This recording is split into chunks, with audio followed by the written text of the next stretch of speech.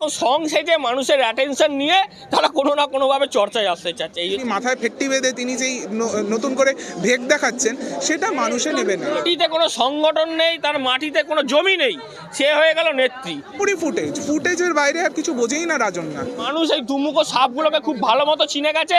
বহুকাল আগে সাসপেন্ডেড। দেখুন, দলে আমাদের তৃণমূল কংগ্রেস দলে অনেক নতুনরা অনেক জায়গা পায়। 2022 সালে এসে উনি 2023 সালে উনি 21শে জুলাইয়ের মঞ্চে উঠেছিলেন। এটা আমাদের দল নতুনদের জায়গা দেয়, তাকেও দিয়েছিল। আমরা সবাই আশা করে থাকি আমরাও কোনো একদিন হয়তো সেই সুযোগ পাবো। তো যাই হোক, তিনি লাকি ছিলেন, তিনি একটা জায়গা পেয়েছিলেন, তাকে পার্টি কাজ করার সুযোগ দিয়েছিল। প্রেসিডেন্সি ইউনিভার্সিটির তিনি কোঅর্ডিনেটর ছিলেন, যাদবপুর ইউনিভার্সিটির প্রেসিডেন্ট ছিলেন। তারপরেও তার মনে হয়েছে যে তিনি এত বড় নেত্রী হয়ে গেছেন যে তিনি নিজের মতো যা খুশি তাই করতে পারেন। আমরা দেখেছিলাম যে যখন আমাদের আরজি করের ইনসিডেন্টটা চলছিল, আমরা দলকে ফাইট দিচ্ছিলাম তখন তিনি বসে বসে সেটা নিয়ে বাণিজ্য করছিলেন। তিনি একটা বিনোদনের একটা ফিল্ম বানিয়েছিলেন। অবশ্যই পার্টি তাকে সাসপেন্ড করে দিয়েছে। এখন তিনি কি করবেন? এখন তো তার বিজেপিতেও জায়গা নেই। বিজেপিতে দুদিন আগে যাওয়ার জন্য একদম মুখিয়েছিলেন, এখন কোনো জায়গা নেই। এখন তিনি বিজেপির একজন প্রাক্তন সাংসদ, চাকরি খেকো সাংসদ, তাকে তিনি গিয়ে ধরেছেন যে আপনি আসুন। উনি এখন বলছে কি চাকরি চাই তার জন্য। চাকরি যারা পরীক্ষা দেয় তারা তো লাইনে দিয়েই দেয়। তিনি কি 21শে জুলাই স্টেজে উঠে গেছেন বলে তাকে কি লাইনটা দিতে হবে না? এরকম কি কোনো ব্যাপার? তিনি এই যে সেন্স অফ এনটাইটেলমেন্ট তার যেটা কাজ করছিল, আমরা তো তৃণমূল কংগ্রেস এটার সাথে এটা বিলিভ করে না। এবং তিনি আগে তাকে কেউ চিনতো না। 2022 সালে এইরকমই বইমেলাতে এসে দেখতাম তিনি গান গাইছেন, বইটই নিয়ে কথা বলছেন। এরকম জায়গা থেকে তাকে দল অত বড় জায়গা দিয়েছে, তিনি সেই জায়গাটা ধরে রাখতে পারেননি। কারণ এই যে পাওয়ার, এই যে ঐশ্বর্য, সেটা তার মাথায় চড়ে বসেছিল, সেই জন্যই তিনি সেটাকে ধরে রাখতে পারেননি। বিজেপিতে দেখুন, বিজেপি এখন তাদের কোনো নেতা নেই, তাদের কেউ যাচ্ছেও না। আপনি দেখবেন 2020-21 সালে তৃণমূল থেকে অনেক যারা এটো কাটা উচ্ছিষ্ট তারা সবাই বিজেপিতে গিয়ে জয়েন করেছিল, কিন্তু এখন সেটা জিনিসটা হচ্ছে না। এখন তাদের কোনো নেতা নেই, কেউ দাঁড়াতে চাইবে না ইলেকশনে। তো তার মধ্যে 294টার মধ্যে একটা যদি রাজন্য দাঁড়ায়, তার জন্য আমার শুভকামনা রইবে। কিন্তু তিনি আজকে যে জিনিসটা করছেন, তিনি মাথায় ফেট্টি বেঁধে তিনি যেই নতুন করে ভেগ দেখাচ্ছেন, সেটা মানুষে নেবে না। হেডস্কার্ফ দিয়েছেন তিনি, এই পুরো জিনিসটা থেকে এটাই বোঝা যাচ্ছে যে তিনি একটা নতুন করে ভেগ করতে চাইছেন। তিনি জাস্ট মিডিয়া অ্যাটেনশন চাইছেন। এই যে আপনি আমাকে আজকে রাজন্যার মতন একজন ইনসিগনিফিকেন্ট একজনের ব্যাপারে আপনি আমাকে প্রশ্ন করছেন, এটাতেই তার হয়ে গেল। এটার জন্যই তিনি এত কিছু ভেগ করছেন। পুরোপুরি ফুটেজের বাইরে আর কিছু বোঝেই না রাজন্যা। আগেও তিনি যেই রকমভাবে তিনি ওই মঞ্চ কিভাবে পেয়েছিলেন আমরা অনেকেই জানি। অত মুখ খুলবো না, কারণ ওপর দিকে থুতু ফেললে থুতুটা নিজের গায়ে পড়ে। উনি কিভাবে ওই মঞ্চটা পেয়েছিলেন সেটা নিয়ে আর কথা বলাবেন না। যাই হোক, তিনি নতুন রাজনৈতিক পথ বেছে নিয়েছেন। তার এখন না ঘাড়কা না ঘাটকা অবস্থা। তিনি এখন বিজেপির একজন সাংসদ, প্রাক্তন যিনি বিচারপতি, তিনি শরণাপন্ন হয়েছেন।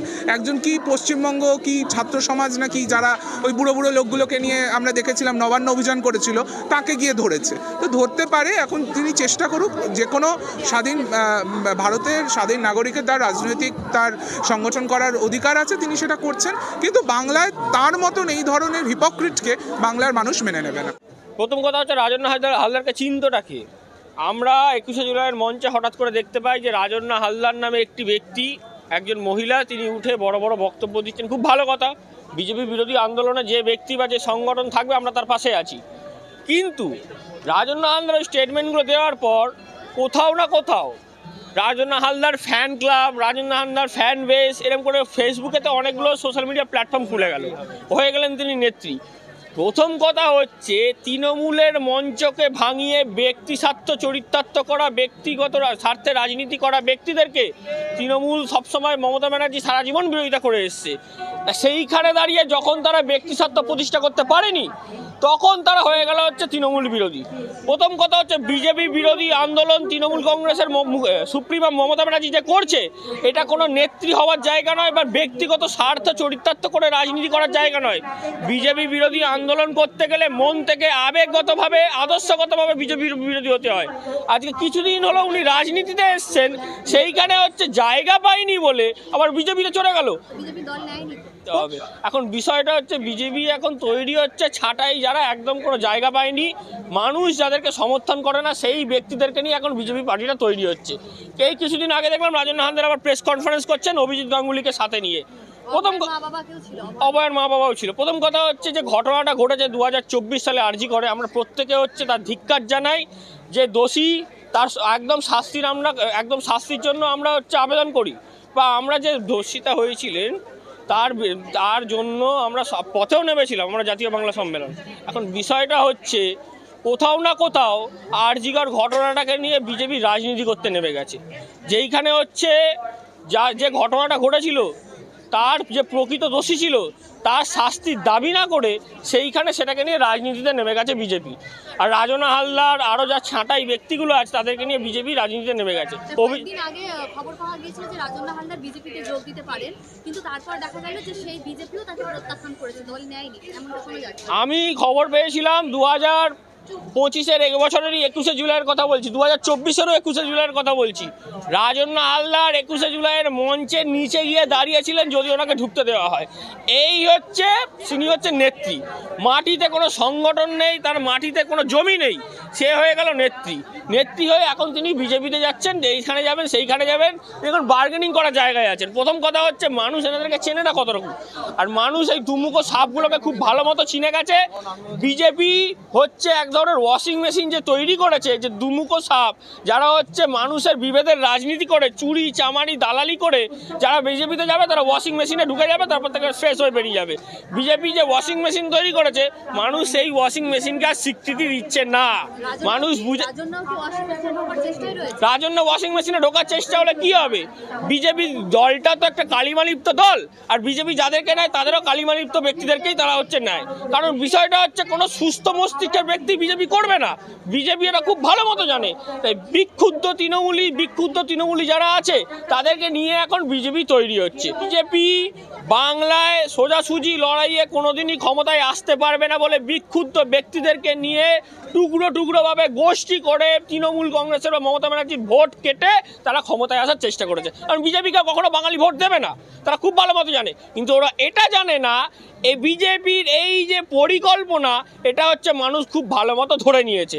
বিজেপি কখনো হচ্ছে সুস্থভাবে নির্বাচনী প্রক্রিয়ায় ক্ষমতায় আসতে পারবে না, মানুষ এটা জানে, এবং মানুষ এই কারণে কখনো বিজেপিকে ভোট দেবে না। তাই বিজেপি এই টুকরো গোষ্ঠী করে, এই রাজন্না হালদার বলুন, অভিজিৎ গাঙ্গুলি বলুন, অভিজিৎ গাঙ্গুলি বেসুরো গাইছেন। প্রথম কথা হচ্ছে আমি অভিজিৎ গাঙ্গুলির একটা বক্তব্যের খুব পক্ষে ছিলাম, যখন হচ্ছে ব্রিগেডে একটা গরিব প্যাটিসালাকে তার ধর্মের জন্য সে একটা গরিব প্যাটিসালাকে চিকেন প্যাটিস বিক্রি করছিল বলে তাকে মারধর করেছে।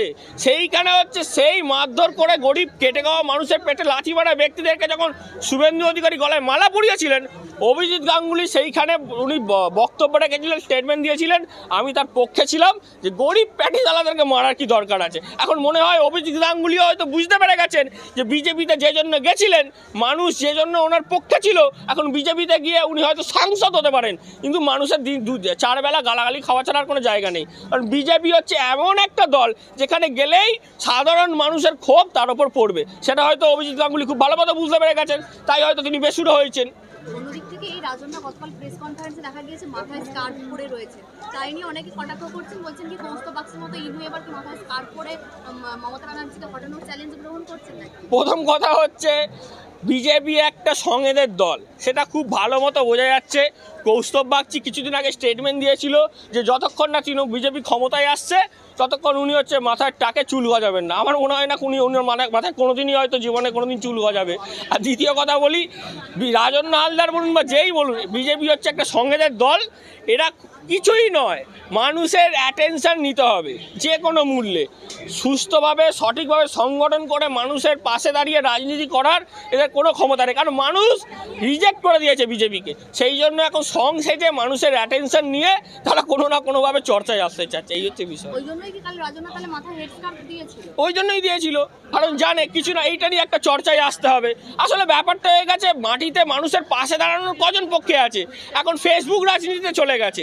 ফেসবুকে আমার 1000, 2000, 1 লাখ, 2 লাখ, 10 লাখ ফলোয়ার হলো, তাতে মাটিতে কিছু যায় আসে না। মমতা ব্যানার্জি এই লড়াইটা যে লড়ছে, মমতা ব্যানার্জি যে বিজেপি বিরোধী সংগ্রাম, সেটা তৃণমূল কংগ্রেসের সাথে বিজেপির লড়াই নয়। মমতা ব্যানার্জি বাংলার প্রতিনিধিত্ব করছেন, শুধু তৃণমূল কংগ্রেসের নয়, মমতা ব্যানার্জির এই লড়াইটা হচ্ছে বাঙালির লড়াই।